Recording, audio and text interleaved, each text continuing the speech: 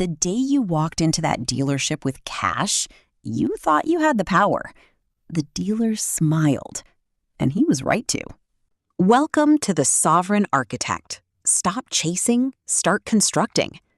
Now, let's dismantle something most Americans got completely wrong. Let me paint you a picture.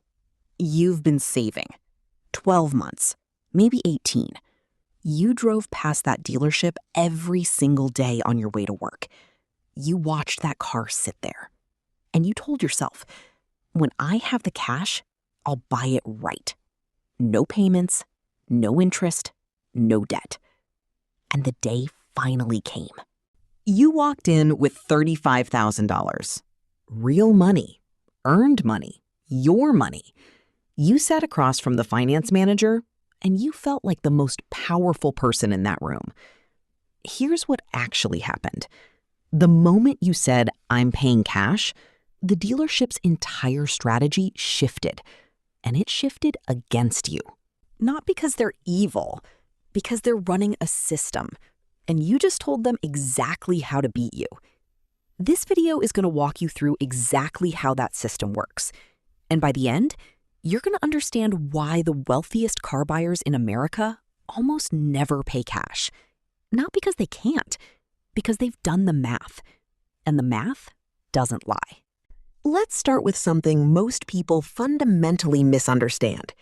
A car dealership is not in the business of selling cars. I know that sounds wrong. Stay with me. A dealership makes its real money in 3 places, and the showroom floor is the least profitable of the 3. Number 1, the finance office. Number 2, the service department. Number 3, manufacturer incentives and dealer holdbacks. The car itself? The margin on a new vehicle is razor thin. We're talking anywhere from $200 to maybe $2,000 on a standard transaction. Some dealerships barely break even on the vehicle price alone. So where does the real profit come from? The financing. When you finance through a dealership, the dealership acts as a middleman between you and the bank. The bank approves you at, let's say, 6% interest. The dealership marks that up to 8%. That 2% spread, called the dealer reserve, goes straight into the dealership's pocket. On a $35,000 loan over 60 months, that 2% spread generates roughly $1,800 to $2,200 in pure profit for the dealership. Money you never see. A fee that was never disclosed. A system that runs whether you know about it or not. Now here's the critical question. If a dealership makes almost nothing on the car itself, but makes thousands on the financing, what happens to their motivation the moment you tell them you're paying cash? It collapses. You just removed their most profitable product from the transaction. You walked in thinking cash was king, but in a dealership, financing is king, and you just told the king you don't need him. Here's something almost nobody talks about. When a cash buyer sits down, the negotiation dynamic flips. Most people assume cash gives you leverage, and on paper it sounds logical. No loan approval needed, faster transaction, simple deal. But here's what actually happens inside the dealership system. The sales manager runs what's called a desking calculation. This is where they calculate the total profit available in the deal across every revenue stream. Vehicle margin, financing, add-ons, trade-in spread, service packages. When you're financing, the dealership has room to move on the vehicle price because they're making money on the back end. They can give you $1,500 off the sticker because they're picking up $2,000 in dealer reserve. They're not losing, they're repositioning profit. But when you're paying cash, the vehicle margin is the only profit available, which means a cash buyer often gets less negotiating flexibility on the purchase price. Not more. There are documented cases, and consumer finance research backs this up, where cash buyers paid more for the same vehicle than financed buyers in the same week. The financed buyer got a discount. The cash buyer paid closer to sticker because the dealer needed the financed buyer's back-end profit. The cash buyer was leaving money on the table, the dealer's table. Now let's talk about the number that changes everything: opportunity cost. This is the concept that separates people who manage money from people who grow it. Opportunity cost simply means, what did you give up by choosing this option over another?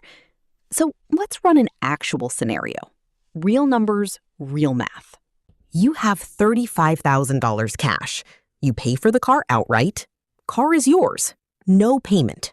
Done. Now let's run the alternative. You finance the car at 6% interest over 60 months. Your monthly payment is approximately $677. You invest the $35,000 instead. In the S&P 500, the historical average annual return over any 30-year period is approximately 10%. And even over shorter, volatile periods, the average hovers around 7 to 8%. Let's be conservative. Let's use 7%. $35,000 invested at 7% annually for 5 years grows to approximately $49,000. You paid roughly $5,600 in total interest over the loan. $49,000 minus $5,600 in interest, you're still ahead by over $8,000. Your cash, deployed correctly, paid for the interest and generated profit on top of it. The people who understand this aren't paying cash for depreciating assets. They're keeping their capital liquid, putting it to work in appreciating assets, and letting the spread between investment return and loan interest generate wealth on both sides of the equation simultaneously. That's not a trick. That's arbitrage. And wealthy people use it every single day. Here's a fact that should permanently change how you think about cars. A new car loses approximately 20% of its value the moment you drive it off the lot. By year 3, it's lost roughly 40 to 50% of its original value. By year 5, some vehicles have lost 60%. Now apply that to your $35,000 cash purchase. Year 1, your car is worth approximately $28,000. You just absorbed a $7,000 loss in 12 months on an asset you purchased outright with real liquid capital. And here's the part that stings. That $7,000 in depreciation happened whether you paid cash or financed. The car doesn't care how you paid for it.